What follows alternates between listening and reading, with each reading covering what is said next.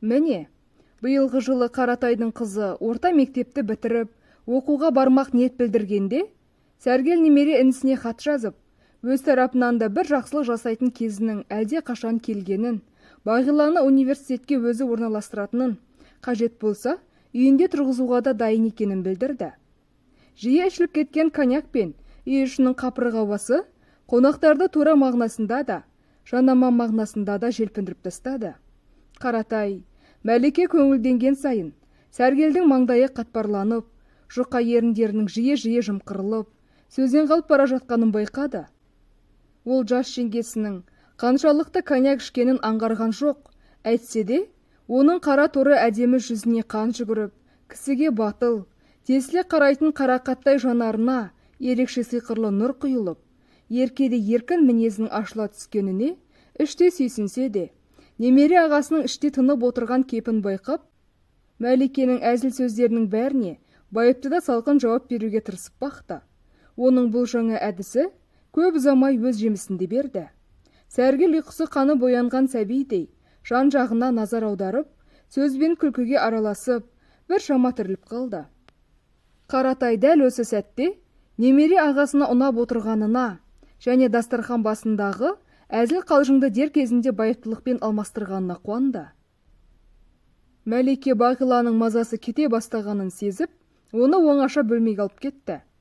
Бұрын бұл Сәргелдің екі ұлының ұйықтайтын бөлмесі болатын. Қазір қаңырап, бос тұр.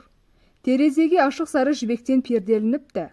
Оң жақ бұрышта, жиналмалы жұмсақ диван жанында, перде түсіне сәйкес сарғыш торшер тұр. Қарсы бетке екі қатар Румын кітап сөресі қойылып, оның жоғарғы жағына қатырылған бұғының басы ілініпті. Оның көздері сарғыш торшерден түскен сәуледен жылт-жылт етіп, мына шағын дүниенің көзге көрінбейтін, арғы түбінен ерекше бір құбылысты байқағандай аңтарылып қарап қапты. Өзін кім атқанын, неге атқанына, былайғы денесінің қайда жоғалғанын, мұнда не үшін ілулі тұрғанын, кімнің үйіне келіп ілінгенін білмейді де, білгісі де келмейді. Оған ең маңызды нәрсе, осылай кірпік қақпастан, тар дүниенің көрінбейтін алыс көкжиегінде болып жатқан, белгісіз бір құбылысқа аңтарылып қарап тұра беру. Оған тек қарап тұру міндет. Кімнің үйі болса да, ол үшін бәрібір. Мұп-мұздай музей қабырғасы ма, бәрібір. Осылай қарап тұра береді. Дүниеге о баста осылай қарап тұру үшін келген. Қаласаң терезенің бір жағын түгел ашып қой деді Мәлике. Көшенің бұл жақ бетімен машина жүрмейді, тыныш. Ал жайғаса бер. Осы бөлме түбі сенікі болады. Міне, мұнда пластинка тыңдауыңа болады. Пластинкалар мына полкада. Лили Иванова, София Ротару, Луки Маринеску, Арсен Дедич, Бисер Киров, Муслим Магомаев, Динрид, Папура Фукуда. Қалағандарыңды алып тыңдай бер. Қысылма, өз үйіңдей көр. Мен адам мінезінің ашық болғанын ұнатам. Екеуміз әлі талай әңгімелесеміз. Әзірге қонақтарға барайын. Келістік пе? Бағила сыпайы күлімсіреп, бас изеді. Мұнда ауа таза, әрі салқын екен. Залда отырған қонақтардың дабырлаған дауыстары еміс-еміс естіліп тұр. Өзі кеткен соң, олардың да сәл еркіндік алғаны аңғарылады. Бағила күні бойы темекі түтініне көміліп, керексіз әңгіме мен шудың арасында неге отырғанына таңданды. Ол терең бір күрсініп, диванға шалқалай отырды. Сөредегі қатар-қатар тізілген кітаптарға көзі түсті. Күні бүгін сатып әкелгендей, тап-таза. Бағила бұл үйдегі кітаптардың білім көзі есебінде атқаратын қызметінен гөрі, мүлік ретінде атқарар рөлі басымырақ екенін аңғарды. Ол есік жаққа жай бір қарап алды да, орнынан тұрып, сөреге жақындады. Қолына түскен бір кітапты алып, атынан назар аударды. Эллинизм эстетикасы. Ішін ашты.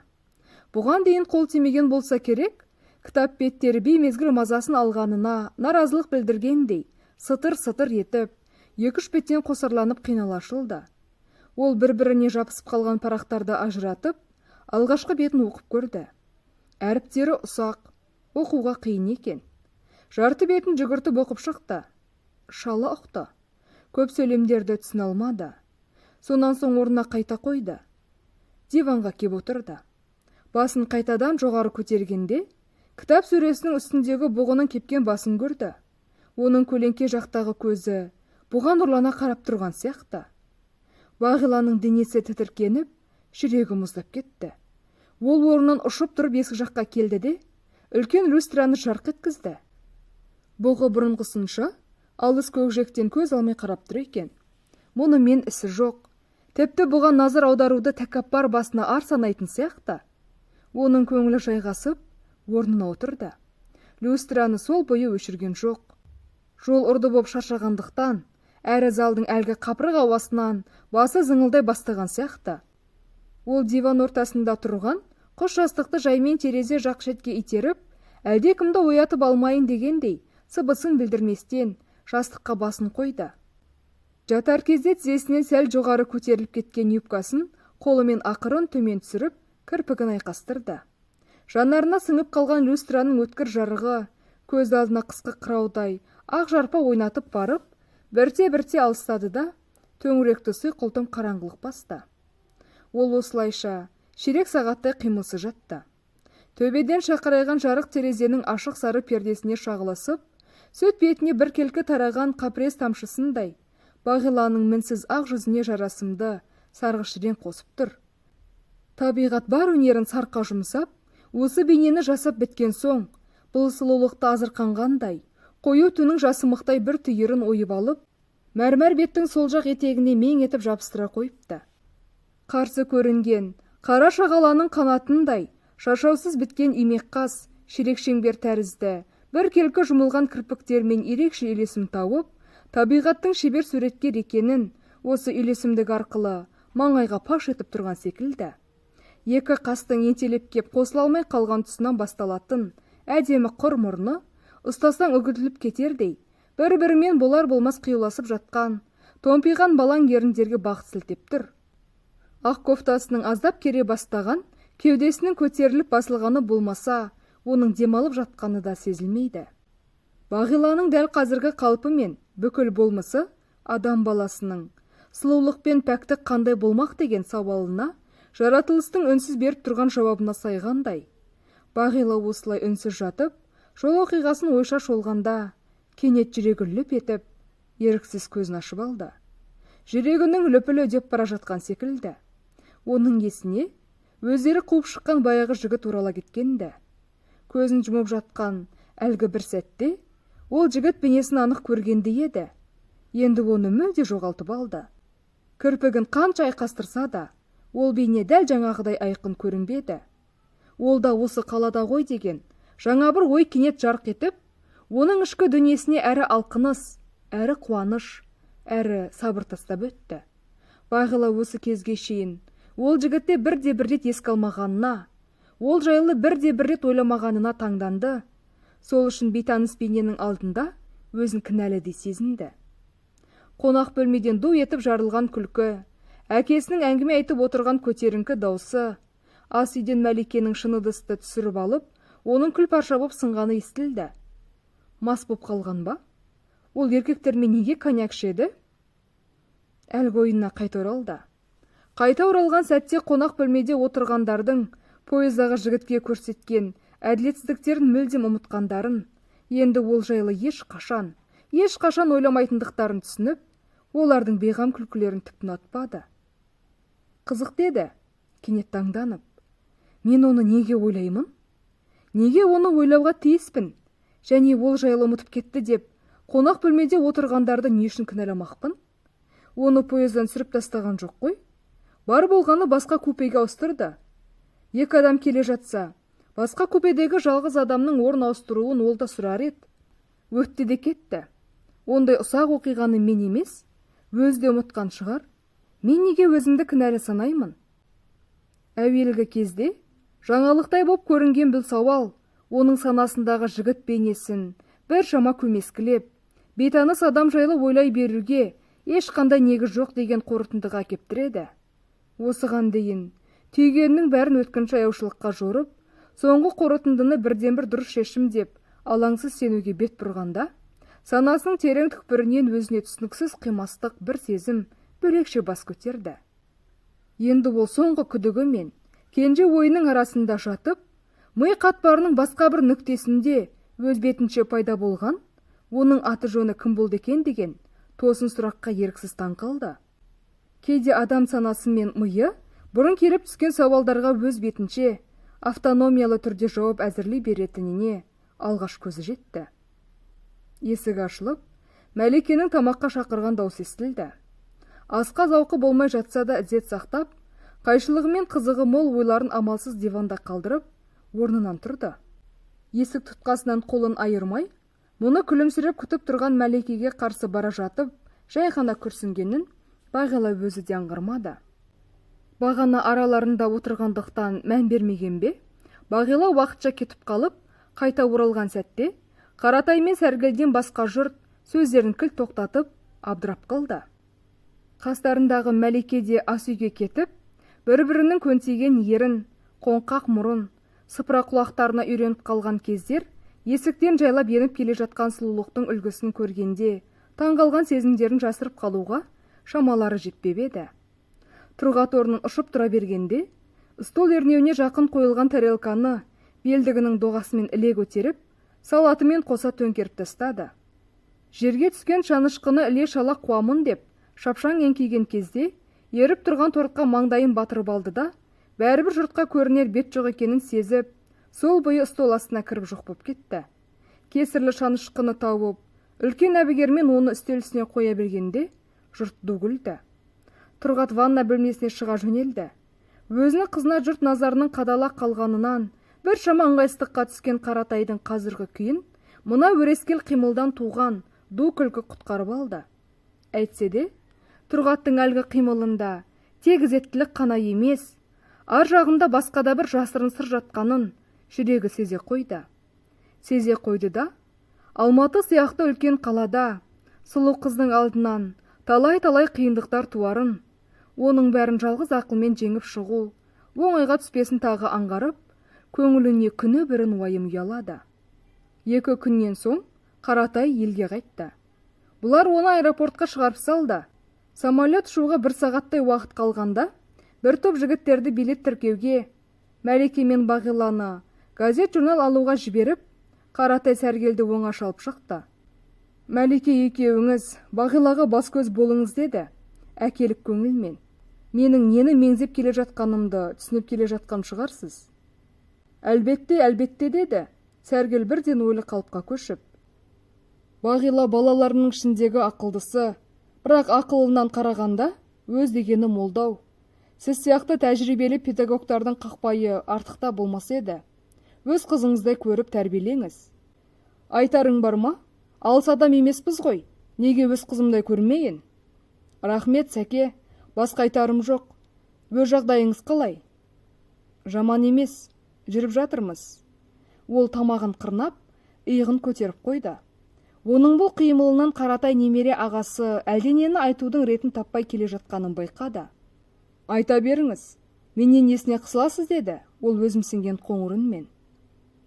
Биылғы қыста докторлығымды қорғауым керек еді. Жаз біттіңіз бе? Біттім, машинкаға бастырып та қойдым. Құттықтаймын. Әлі ертерек болатын тағы бір себебі, деді. Сәргел Қаратайдың назарын келесі айтылар ойларға аудармақ боп, даусын көтере. Менің осындағы кейбір әріптестерім көп кесірін тигізетін түрі бар. Неге? Сол, менің доктор болуымды қаламайды. Басты себеп осы. Бірақ бұл ойларын жүзеге асырудың жолдарын мен сияқты емес, жақсы меңгеріп алған. Жауапты кісілерге телефон соғады, сыртыңнан біреулерге жамандайды. Ғалым емес деген сияқты пасық пікірлер таратып, газет журналдарға мақала жаза қалса, фамилияңды даттаған тізімге қоса салады. Қайсы бірін айтасың? Кісінің кісіге жасайтын қиянаттардың түрі мен формасы таусылама? Үстімнен ары жазғандары да бар. Ауызға алуға ұялатын фактілер. Бұрынғы әйелін өзі өлтірді деп те көрсетіпті. Ол өлгенде менің хал үстінде жүргенім өзіңе аян ғой. Жас әйелге үйленді деп те жамандайды. Менің ішкі шаруамда нелері бар? Ал 70-ге кемпірге үйленсем қайтер еді? Кемпірге үйленді деп ар жазбақ па? Және бұл фактілердің ғылымға, менің докторлық диссертацияма қандай қатысы бар? Сәргел әр сөзін нықтап, Қаратайдың ойында күдікке саңылау қалдырмай, асықпай айтып шықты. Ғылым адамдарының арасында бақталастық болып тұратынын естігем деді, Қаратай езу тартып. Екеуі аэровокзалдың маңдай алдындағы алаңның аяғына жетіп, кері қайтты. Болып тұратын деді, Сәргел мырс етіп. Нағыз бақталастық біздің ауылда бауырым, сырттай күлімсіреп, іште атарға оғы болмай жүреді. Өзіңіз не әрекет жасап жатырсыз? Менде не әрекет болады? Құдай жалғыз, мен жалғыз. Қаратай үнсіз қалды. Немере ағасының бүкіл өмір жолын, мінез құлқын жақсы біледі. Құдай жалғыз, мен жалғыз деп, алақан жайған шарасыздығына сенейін десе, оның да тектен-тек қарап жүрмейтінін, осыдан 3-4 жыл бұрын біреулердің үстінен арыз жазып, онысының фактілері расталмай, орнынан айырылып қала жаздаған. Солай еді ғой деп, бұл айта алмады. Тіпті әлгі сөздердің тең жарымы өтірік болған күнде де, олардың арасындағы туыстық қатынас, Қаратайды қолдан келгенше көмек беруді, оның тірлігіне араласуды лажсыз мойынға жүктегендей еді. Сонда, менің тарапымнан қандай көмек бола алады деді ол, мәселенің басын ашып алмақ боп. Мен қайдан білейін деді, Сәргел әңгіме практикалық бағытқа тез көшкеніне іші жылып. Партиялық ұйымдардың қолы ұзын ғой. Қаратай оның бетіне қарап, сыпайы күлімсіреді. Осы кісі қу адам деймін деді, көзін қайта төмен түсіргенде іштей. Мені сынап келе жатқан жоқ па? Сөзіне қарасаң ештеңе білмейтін жан сияқты. Көзіне үңілсең, білмейтін нәрсесі жоқтай көрінеді. Мұндай мінезді қайдан тапқан? Адам өзгереді деген рас-ау шамасы. Олар тағы кері бұрылып, қатарларын жазбай ілгері жүрді. Өзім болсам кетіп бара жатырмын деді. Қаратай Сәргелдің жауапты ұзақ күтіп қалғанын сезіп. Бұл шаруаны кеш айтқаныңыз жөн болатын еді, және бұл мәселемен кімге бару керек екенін де білмеймін ғой. Академияда қорғайсыз ба? Университетте ме? Университетте. Кіммен сөйлесу керек екен? Сәргел ішінде, Қаратай ішінде азапты минуттар басталды. Кіммен сөйлесу керек екенін Сәргел жақсы біліп келе жатты. Және бұл жайлы Қаратайды да жақсы біледі деп сеніп, оның балаң сұрақ қойып келе жатқанына ызаланды. Ал Қаратай болса, Сәргелдің дәл қазір өзі жайлы не ойлап келе жатқанын, салған жердің екеуінің де ойына орала кеткен кісінің атын ауызға ала қоймағаны үшін немере ағасының өзін жазғырып келе жатқанын сезді. Өзімен институтта бірге оқыған жолдасы осыдан 7-8 ай бұрын министрлікке қызметке барған.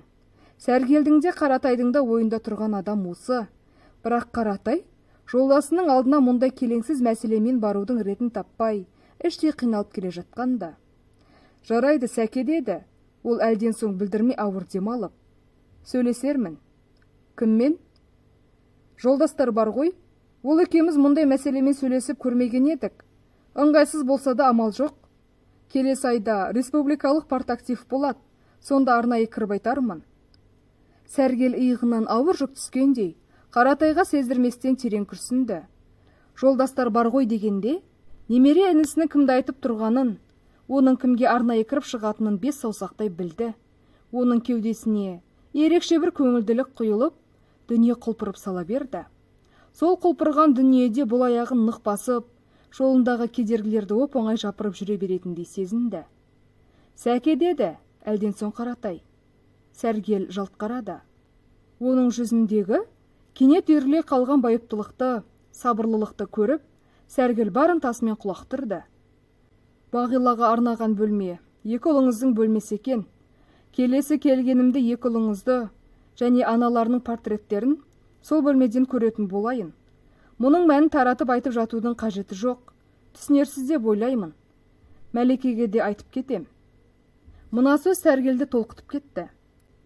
Әзіл қалжыңмен ірілі уақты әңгімемен, сапырлысқан гу-гу күлкімен жүріп ақ, немере інісінің үй ішіндегі олқылықты байқағанына, ойының беріде емес, әріде жатқанына іште риза болды. Олар алаңның аяғына жетіп, кері бұрылғанда, радиодан самолетке отырғызу жайлы хабарлаған диктордың даусы естілді. Қабылдау емтихандары аяқталды. Бағила тарих факультетінің студенті болды. Неге екені белгісіз, ол өз фамилиясын студенттер тізімінен оқығанда, бұрын ойлағандай соншалықты қуанған жоқ. Керісінше, тізім ілінген қағаз түбінде ебіл-дебіл боп жылап тұрған қызды көріп, жүрегіне көңілсіз бір мұң ұялады. 3 жыл. Құдай-ай, 3 жыл деді, қыз жылап тұрып. Ауылға қалай барамын? Жоқ, бармаймын. Өлсем де бармаймын. Ол 2 жыл қатарынан келіп, екеуінде де бір балы жетпей түсе алмапты. Биыл жарты балы жетпеген. Бағила университетке өзі түскенін, немесе әкесінің немере ағасы түсіргенін де білмейді. Әйтеуір емтихандарды жақсы тапсырып шықты. Бәлкім, мен осы қыздың алдын ораған шығармын деді, ол өзіне өзі. Мен келмесем, оның студент болуы да ғажап емес қой. Ол тәмпіш мұрын қара қыздың айғайлап қуанғанын көрді. Тарихтан ауызша емтихан кезінде ол құлап қалған. Келесі жолы шет тілден емтихан тапсыруға келгенде, оның да отырғанын көріп, Бағила өз көзіне өзі сенбеді. Бүгін студент боп, қуанышы қойнына сыймай барады. Ол осы сәтте анау тәмпіш қараны меленше жек көріп кетті. Жүрегіне мұз басқандай, ішкі дүниесі қалшылдап, ілгері қозғалды. Кішкене қара сумкасынан 2 тиын алып, телефон автоматтың будкасына кірді. Серік саусақтарымен асықпай 6 цифрды терді. Алло, Лике, мен ғой Бағиламын. Мәлике өзін осылай атағанды жақсы көретін. Бұл оның соңғы кезде ойлап тапқан аты. Мәликенің мә деген буынын алып тастасаң, Лике болатта шығады. Әрі қысқа, әрі оңай, және бұл ат жеңеше, немесе тәте деген өзіне ұнамсыз атаулардан құтқаратын табылған әдіс. Ар жақтан Мәликенің үрейлі даусы сампылда естілді. Не болды? Жақсылық па? Түстім. Тух, зәрем далдың ғой, бір қырсық болып қалған екен деп. Неге көңілсізсің? Студент болған адам қуанбай ма екен? Қуанып тұрмын ғой. Қуанғаның осы ма? О, елігім менің. Қазір маған кел. Оған шейін мен Серге телефон соғайын. Кімге? Серге. Сер дегенім ғой. Сәргелді айтам. Жарайды. Ол будкадан шығып, такси аялдамасына шейін жаяу жүрді. Бағила Мәликенің кісі атын ыңғайлап өзгертудің үлкен шебері екенін аңғарды. Өзімен бірге жұмыс істейтін құрбыларының бәрін бұл басқаша атайды, және олардың бәрі ренжімейді. Керісінше, оған қуанатын сияқты. Кезек бір күн өзіне де жететінін ол күні бұрын сезетін. Сер деді, мырс етіп. Қызық. Бағила Сәргелді көз алдына елестетіп, бұл сөзімен Сәргелдің болмысының бір-біріне мүлдем қайшылығын байқап, дауыстап күліп жіберуге азақ қалды. Сол күні олар Сәргел үшеуі Медеудегі ресторанға барды. Сәргел осы оқиғалардың бәрінің қас батырындай өзін ерекше асқа ұстап отырды. Әйеліне де, Бағилаға да үлкен қамқор дауыспен тіл қатып, даяшылармен сөйлескенде де өте сыпайы, жұмсақ қарым-қатынас сақтап, мәдениеттің жоғарғы үлгісін көрсетуге тырысты. Бұлар терезенің жанына жайғасқанда. Мәлике көк пүліш пердені ысырғанда, шыршалы таудың ұшар басы, қол созым ғана жерде тұрғандай, ап-анық көрінді. Қал адамдар үшін күннің батқанына ширек сағаттай болды. Ал мұнда ұясына енді еніп бара жатыр. Аспан шайдай ашық. Батыша қызыл жалқынға бөленіп, бар әлемді қызғылт түске бояған. Бұдан біраз бұрын қолдан жасалған қопарылыстың нәтижесінде пайда болған, 2 тауды бір-бірімен жалғастырып тұрған, фантастикалық алып тоған миллионға жуық өмірдің қорғанындай. Жылдар бойы халыққа төніп келген сел қаупін ауыр денесімен бір жолата тұншықтырып маңға жатыр. Оның үстіне селдір-селдір боп шөбесе бастапты. Әр жерден қылтиып, кейіннен отырғызылған жас шыршалар көрінеді. Осы 2 таудың арасынан мәңгі мұстаулар мізбақпай бері қарап тұр. Әйгілі Медеу мұз айдыны батар күннің шұғыласымен қоштасқысы келмегендей, бір түрлі түнеріңкі, ренішті түргеніпті. Күн батты, тау аңғары күңгірт тартты. 2 таудың арнасымен бері құлаған мұз, таудың суық жері төменде ағып жатқан тас төзенді жалай соғып, ұйтқыған салқын самалы толқып келіп, терезеден сыртқа үңілген бетті сипап өтеді. Ауа кәусардай таза, жұтқан сайын құмарта түсесің. Өз табиғатымызды өзіміз бағаламаймыз деді. Мәлике бері ентелеп тұрған шыршалы шыңнан көз алмай. Жақында біздің институттың ректоры Мәлике халық шаруашылығы институтына сырттай оқуға түскен. Швейцарияға барып келді. Іле Алатау мен Медеу аңғарының сұлулығына жететін табиғат дүниеде жоқ екен деп келді. Мүмкін деді. Сәргел әйелімен екішті келісіп. Бұл әңгімені сен қалай тыңдап жүрсің? Мәлике терезе жаққа майысқан денесін тез түзеп, күйеуіне қарады. Кездесу болды, сэр, деді. Ол екі қасын бірдей керіп, жеңіл жауап берсе де, зілін жасыра алмай. Институт студенттерімен. Түсінікті дегендей Сәргел бір жұтынып алды. Жұтынған кезінде кеңірдегіндегі тобықты бір түйін поршын сияқты өңешіне жүгіріп барып, асығыс кері қайтып келді. Бұдан соң Даяшы шампан әкеп қойғанша, Мәлике үнсіз отырды. Бағила бұл үнсіздіктен қысылып, екі қолын қайда сыйғызарын білмей, бірде шанышқымен бакалдарды қажеті болмаса да, орнынан қозғап, бірде жағын таянып, ақ басты шыңдарға қарады. Даяшы шампан әкеп қойды. Қандай шоколадыңыз бар, деді Мәлике. Пушкин ертегілері. Біреуін, сонан соң бір балмыздаға келіңізші. Құп болады. Аласа бойлы жігіт зетпен иіліп, тез-тез басып жөнелді. Жігіттердің Даяшы болғанын жек көрем, деді Мәлике шампан ашуға кірісіп. Батыс елдерінде әйелдердің Даяшы болғанын жек көреді. Өтірік, бәрі ойдан шығарылған нәрсе, деді.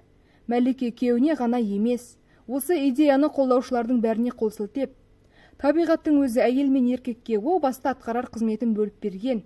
Кейін бәрі шатастырып алдықта, ненің дұрыс, ненің бұрыс екенін айыра алмай қалдық.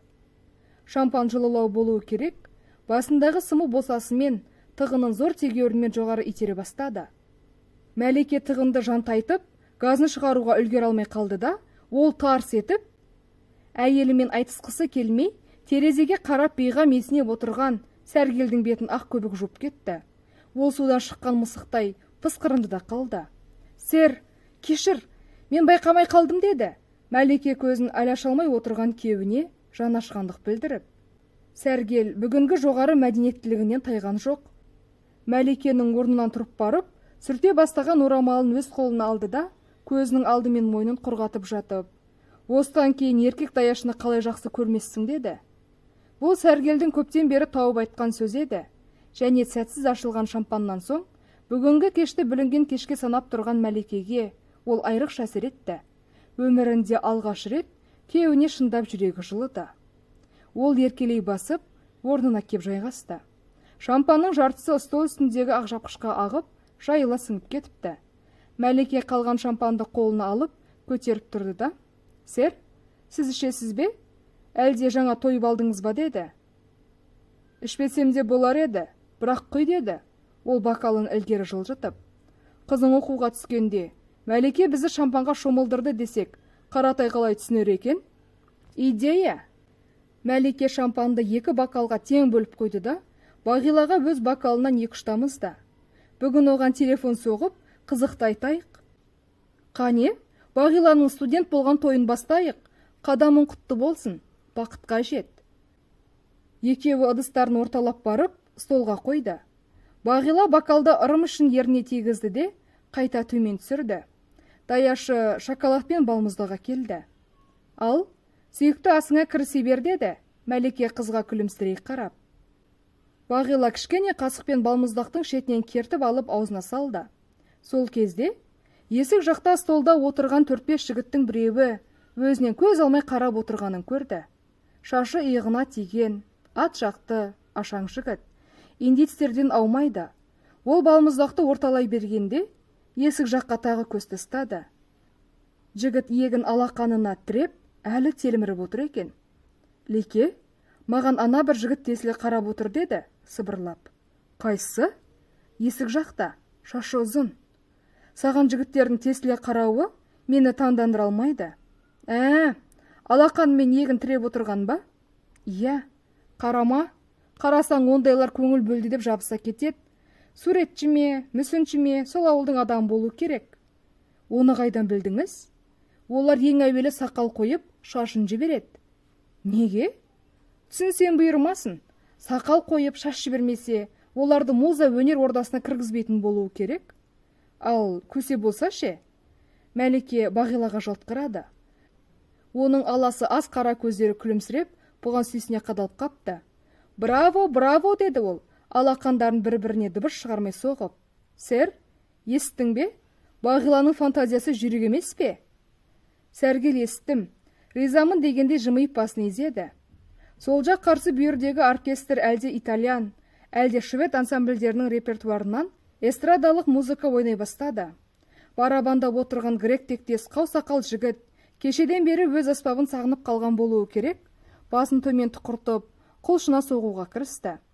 Арасында естіліп қалатын жаздың жез даусы өктемдік алатыны болмаса, басқа аспаптардың үні барабан астында әлсіреп, талмаусырап естіледі.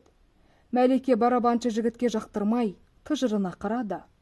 Ол алғашқы сәтсіз некеден кейін барабаншы атаулыны көргісі келмейтін. Жұрт билей бастады. Құтырынған оркестр сияқты ешкім би тәртібін сақтап жатқан жоқ, көпшілігі құр секеңдеуде. Оркестранттар жұртқа осындай желік бітірген өз құдіреттеріне разы болғандай. Әрқайсысы музыка аспабының даусын барынша шығарып, аянбай ойнауда.